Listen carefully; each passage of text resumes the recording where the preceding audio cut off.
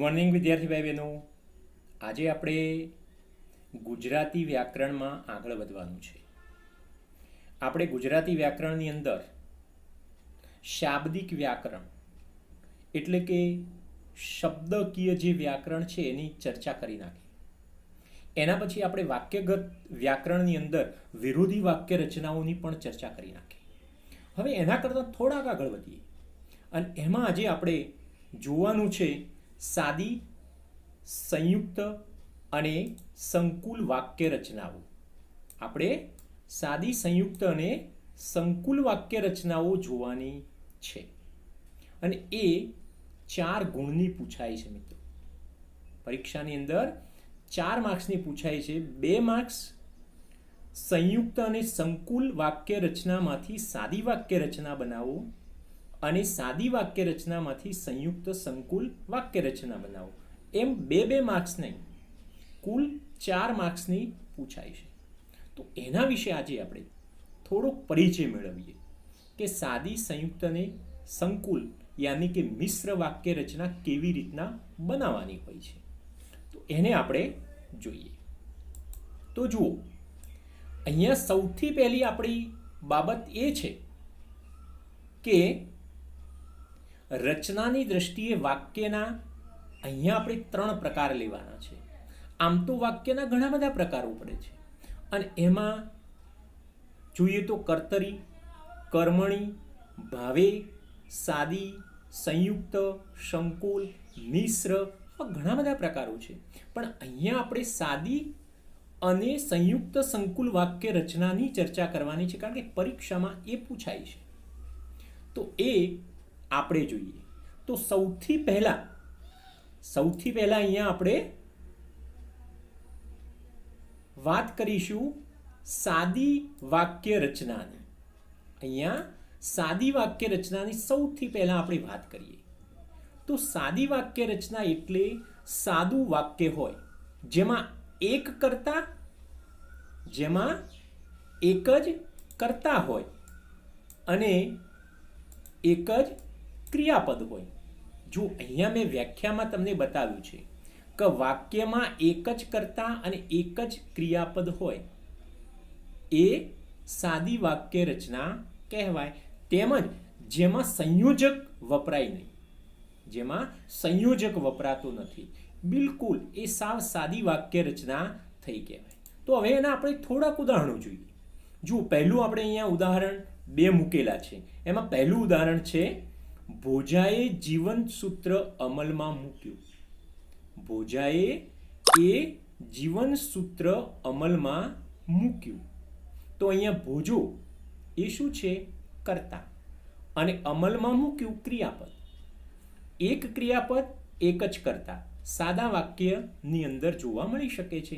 અહીંયા જુઓ, બીજું વાક્ય એ જ પ્રમાણે આપણને જોવા મળી શકે છે. હું હજી પણ પૂર્ણ સત્યથી ખૂબ દૂર છું. હું હજી પણ પૂર્ણ સત્યથી દૂર છું.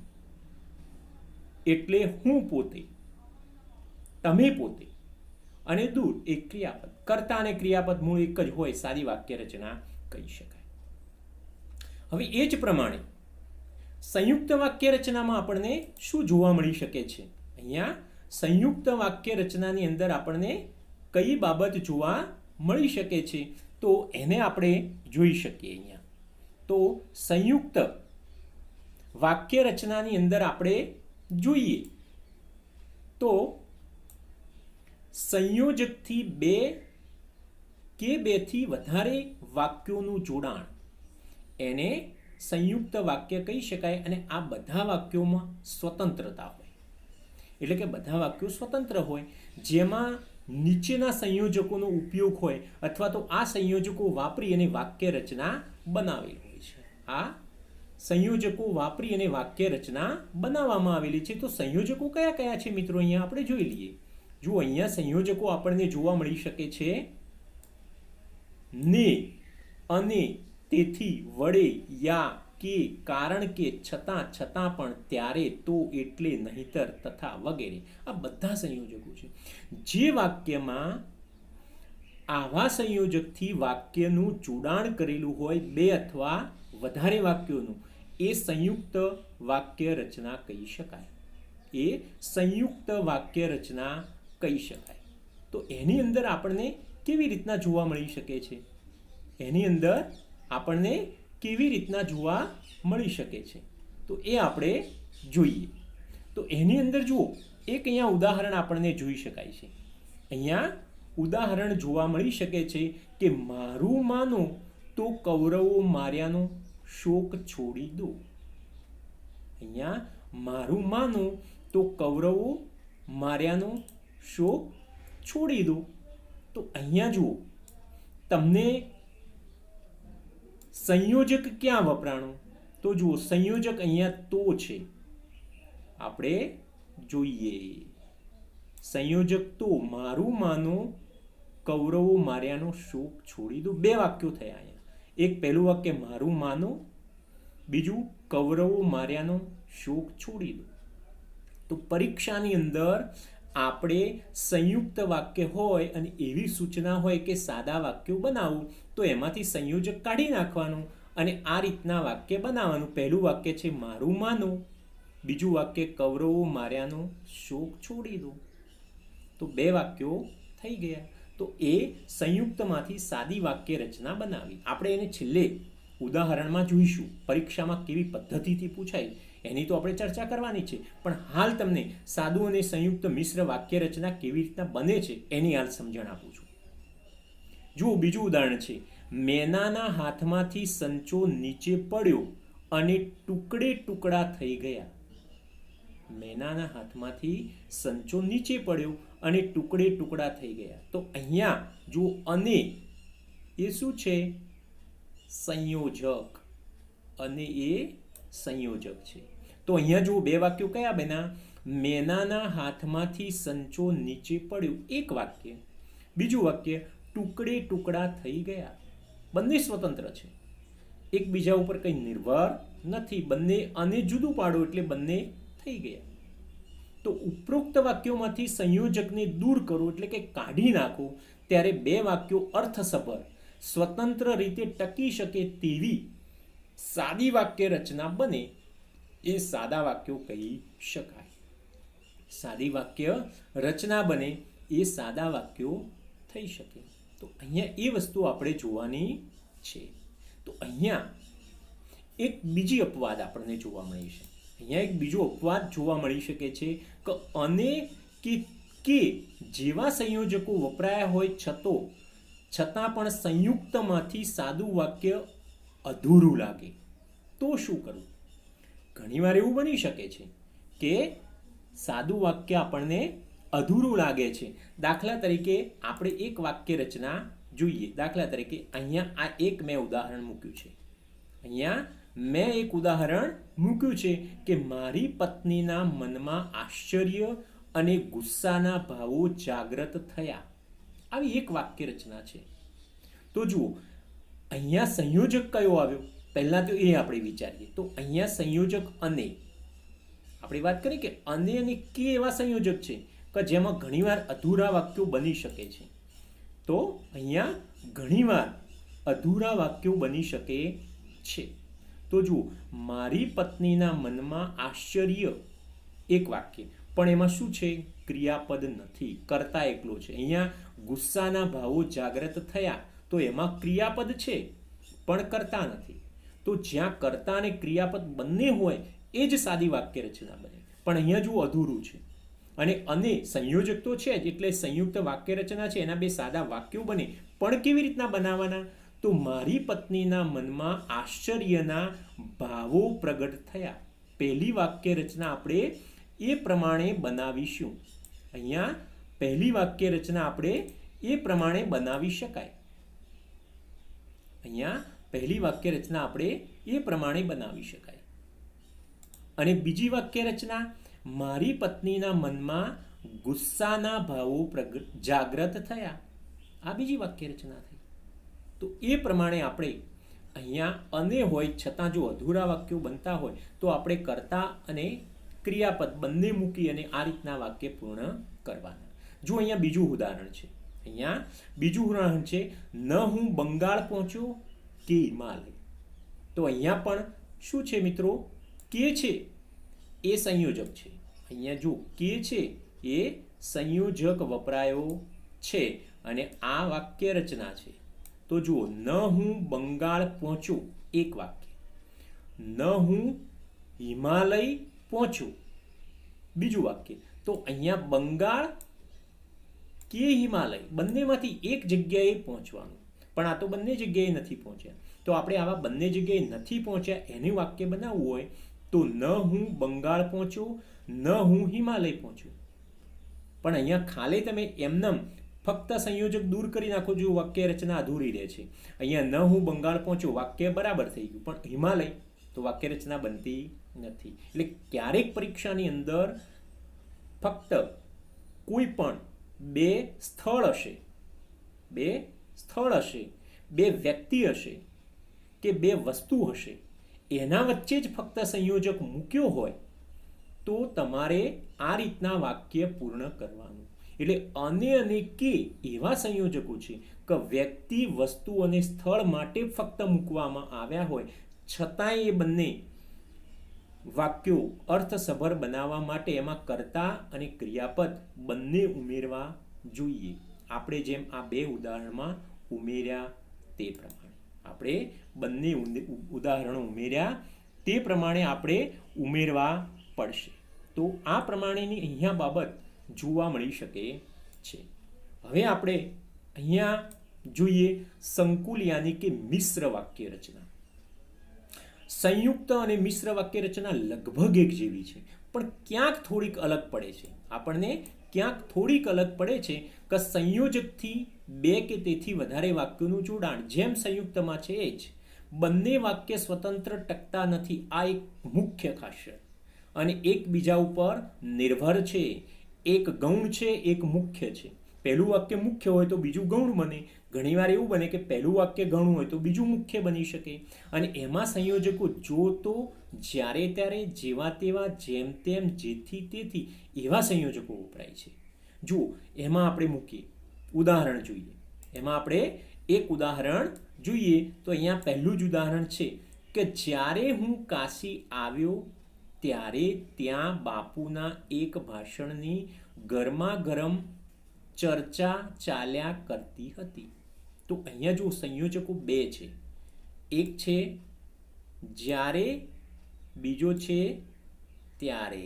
બંને સંયોજકો દૂર કરી દેવાના. તો એમાં પહેલું વાક્ય હું કાશી આવ્યો ત્યાં બાપુના એક ભાષણની ગરમા ગરમ ચર્ચા ચાલ્યા કરતી હતી. બીજું વાક્ય. સાદા વાક્યો જ્યારે બનાવવાના હોય ત્યારે આ પ્રમાણે પરીક્ષામાં સાદી વાક્ય રચના સંયોજક દૂર કરી અને બનાવી દેવાની. એ જ પ્રમાણે જો અહીંયા બીજું વાક્ય છે, જેમ ભગવાન મહાકાલ કરાવે તેમ આપણે કરીએ. તો અહીંયા જો જેમ તેમ બે સંયોજકો દૂર કરી નાખો, બે વાક્યો બની ગયા, ભગવાન મહાકાલ કરાવે આપણે કરીએ. પણ અહીંયા જુઓ, આપણે કહ્યું ને કે એક ગૌણ ને બીજું મુખ્ય. તો અહીંયા ભગવાન મહાકાલ કરાવે ને આપણે કરવાનું છે. જો ભગવાન મહાકાલ ન કરાવે તો આપણે કરવાનું નથી. એટલે અહીંયા પહેલા વાક્ય ઉપર બીજું વાક્ય નિર્ભર છે. અહીંયા પહેલા વાક્ય ઉપર બીજું નિર્ભર છે. હું કાશીથી આવ્યો ત્યારે પેલા બાપુની ગરમા ગરમ ચર્ચા ચાલતી હતી. કાશીથી આવ્યા જ ના હોય તો આ ગરમા ગરમ ચર્ચા સાંભળવાનો કોઈ પ્રશ્ન રહેતો નથી. તો અહીંયા એ પ્રમાણે બાબત છે. હવે આ જ પ્રમાણે જો સાદી વાક્ય રચના આપેલી હોય ને સંયુક્ત અને સંકુલ વાક્ય રચના બનાવવાની હોય તો આ પ્રમાણે એમાં સંયોજકો મૂકી દેવાના. દાખલા તરીકે એવા બે વાક્યો પરીક્ષામાં આપ્યા હોય કે ભગવાન મહાકાલ કરાવે આપણે કરીએ, તો એમાં જેમ તેમ આ સંયોજકો આપણે મૂકી દેવાના. તો એ સંકુલ વાક્ય રચના થઈ ગઈ કહેવાય. હવે આપણે પરીક્ષામાં જે રીતના પૂછાય છે ને એના સીધા ઉદાહરણો લઈએ. એટલે આપણને વધારે ખ્યાલ આવી જશે. તો જુઓ, અહીંયા આપણે સૂચના એ પ્રમાણે કરેલી છે જ. આપણે એ પ્રમાણે અહીંયા સૂચના મૂકેલી છે કે બોર્ડમાં કેવી રીતે પૂછાય છે? બોર્ડમાં આ પ્રશ્ન કેવી રીતના પૂછાય છે આ સમજૂતી આપી. હવે બોર્ડની પદ્ધતિ ઉપર આપણે સીધા જઈએ. જો અહીંયા સૂચના છે કે નીચેના સંયુક્ત સંકુલ વાક્યોમાંથી સાદા વાક્યો બનાવો. સાદા વાક્યો બનાવવાના છે એના 2 ગુણ. તો અહીંયા જુઓ, પહેલું સંકુલ વાક્યની એક અહીંયા ઉદાહરણ છે. સામાન્ય માન્યતા એવી છે કે માનવ જીવનમાં શોષણ માત્ર આર્થિક ક્ષેત્રમાં જ ચાલે છે. તો અહીંયા બોલો મિત્રો, સંયોજક કયો કહી શકાય? કે. બરાબર, અહીંયા સંયોજક કે છે, કારણ કે કેથી શું છે? બંને વાક્યોનું જોડાણ છે. બંને વાક્યોનું જોડાણ છે. તો અહીંયા જુઓ, જવાબમાં આપણે પરીક્ષામાં શું કરવાનું છે? આવી સૂચના હોય તો પરીક્ષામાં કે કાઢી દેવાનું, આ રીતના 2 વાક્યો બનાવી દેવાના. પહેલું વાક્ય અને આ બીજું વાક્ય. સામાન્ય માન્યતા એવી છે અને આ બીજું વાક્ય, માનવ જીવનમાં શોષણ માત્ર આર્થિક ક્ષેત્રમાં જ ચાલે છે. આ જ પ્રમાણે આપણે શું કરી દેવાનું? પરીક્ષાની અંદર 2 વાક્યો બનાવી દેવાના. સંયુક્ત અને સંકુલમાંથી સાદા વાક્યો બનાવવાના હોય તો આ રીતના સંયોજક કાઢી નાખવાનું અને આ રીતના આપણે બનાવી દેવાના. હવે આપણે એમાં બીજા વધારે ઉદાહરણો જોઈએ. જો ઉદાહરણ નંબર 2, એમાં આપણે બીજા ઉદાહરણો જોઈએ આગળ, તો એમાં આપણને જોવા મળી શકે છે. તો અહીંયા જોઈએ, જો બીજું ઉદાહરણ. તો અહીંયા હું જ શ્રી કૃષ્ણને પૂછું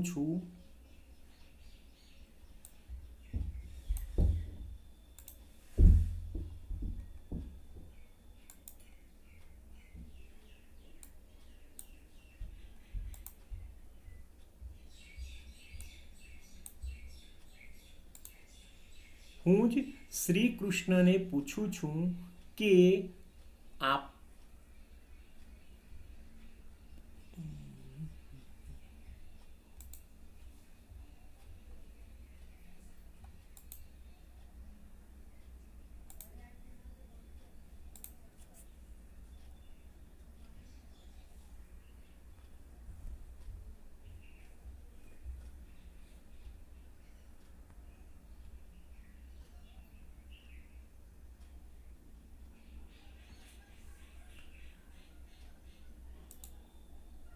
તો હવે આપણે ઉદાહરણ 2 જોઈએ.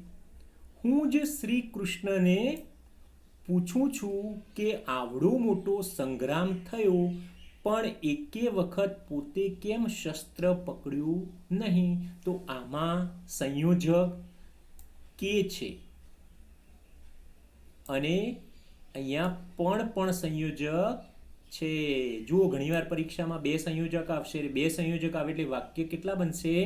3 સાદા વાક્યો બની જાય.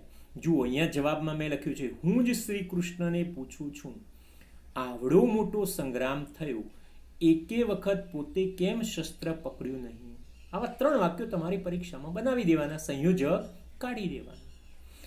એ જ પ્રમાણે આપણે ત્રીજું વાક્ય, અમરનાથ જવા માટે અષાઢ કે શ્રાવણ માસ અનુકૂળ રહે છે.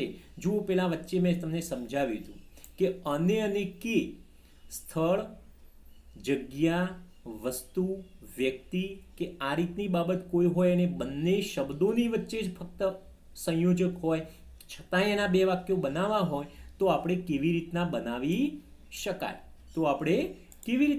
શકાય? તો એની અહીંયા વાત કરવામાં આવેલી છે કે અમરનાથ જવા માટે અષાઢ માસ અનુકૂળ રહે છે. અમરનાથ જવા માટે શ્રાવણ માસ અનુકૂળ રહે છે. અહીંયા જો કે કાઢ્યો એટલે બંને વાક્યો અધૂરા રહે છે. અમરનાથ જવા માટે અષાઢ, શ્રાવણ માસ અનુકૂળ રહે છે. તો અહીંયા કરતા નથી, અહીંયા ક્રિયાપદ નથી. બંને વસ્તુ સાદા વાક્યમાં જોઈએ તો અમરનાથ જવા માટે અષાઢ માસ અનુકૂળ રહે છે, અમરનાથ જવા માટે શ્રાવણ માસ અનુકૂળ રહે છે. તો જેમાં કર્તા અને કર્મ હોય, ક્રિયાપદ હોય, એ પ્રમાણેનું જ આપણે વાક્ય પરીક્ષામાં બનાવી દેવાનું. તો આવું વાક્ય વચ્ચે હોય, અને હોય, કે હોય, તથા હોય, તો આપણે આ પ્રમાણે વાક્ય બનાવી દેવાનું. હવે આપણે નવી સૂચના ઉપર જઈએ કે પરીક્ષામાં ઘણીવાર આ પ્રમાણે પણ ઉદાહરણ પૂછી શકાય છે કે નીચેના સાદા વાક્યોમાંથી સંયુક્ત કે સંકુલ વાક્ય રચના બનાવો, એવી 2 માર્ક્સની પૂછાય છે. આગળ આપણે જોયું કે સાદા વાક્યો બનાવવાના, અહીંયા સંયુક્ત કે સંકુલ વાક્યો બનાવવાના. તો અહીંયા મારતે ઘોડે અમે પહાલ ગામ પહોંચ્યા, ધોધમાર વરસતે વરસાદે અમે પહાલ ગામ પહોંચ્યા. જો આગળ જોયું એ જ પ્રમાણે, પણ અહીંયા આપણે કામ કરવાનું છે શું કે ફક્ત પહાલ ગામ પહોંચ્યા બંને એક જ છે. તો અહીંયા જે જુદું પડે છે ત્યાં જ માત્ર શું કરવાનું છે, સંયોજક મૂકવાનો છે. તો અહીંયા કે અથવા તો અને સંયોજક લગભગ આવા વાક્યોમાં આવશે. તો અહીંયા આવશે મારતે ઘોડે અને ધોધમાર વરસતે વરસાદે અમે પહાલ ગામ પહોંચ્યા. આ સંકુલ વાક્ય રચના બની કહેવાય, યાની કે મિશ્ર વાક્ય રચના બની કહેવાય. એટલે પરીક્ષામાં સંકુલ હોય તો સંયુક્ત બનાવવાની, અને સંયુક્ત હોય તો સાદી બનાવવાની. આપણે આ જ કામ કરવાનું છે. એમાં આપણે આગળ બીજા ઉદાહરણમાં જોઈએ. તો બીજા ઉદાહરણની અંદર આપણને જોવા મળી શકે છે, અહીંયા બીજા ઉદાહરણની આપણને આગળ જોવા મળી શકે છે, અને એની અંદર આપણને જોવા મળી શકે છે કે ચાકર થઈને રહીશ, સિંહાસન ઉપરથી સેવા નહીં કરું. ચાકર થઈને રહીશ, સિંહાસન ઉપરથી સેવા નહીં કરું. તો ચાકર થઈને રહીશ પણ સિંહાસન ઉપરથી સેવા નહીં કરો, અહીંયા પણ સંયોજક મૂકવાનો છે અને સંયુક્ત વાક્ય રચના બનાવવાની છે. આ સાદા વાક્યો છે, સંયુક્ત બનાવવાની છે. એટલે પરીક્ષામાં હવે આપણે 2 કામ કરવાના. 4 માર્ક્સમાં 2 વસ્તુ પૂછાય છે. સાદી વાક્ય રચના આપેલી હોય તો સંયુક્ત કે સંકુલ બનાવવાની, અને સંયુક્ત વાક્યો આપેલા હોય તો એમાંથી સાદી બનાવવાની. સાદી અને સંયુક્ત કેવી રીતના બનાય એ આપણે જોઈ લીધું, સમજી લીધું. બરાબર, એ જોઈ લીધું અથવા તો સમજી લીધું. હવે એની આપણે થોડીક પ્રેક્ટિસ કરવાની છે, અને એના માટે હું તમને ગૃહ કાર્ય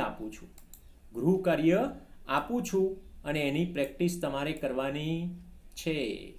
તો ગૃહ કાર્યની અંદર દરેક પાઠમાંથી 2 સાદી વાક્ય રચનાના અને 2 સંયુક્ત સંકુલ વાક્ય રચનાના વાક્યો પ્રશ્ન અને જવાબ બંનેમાં લખવા.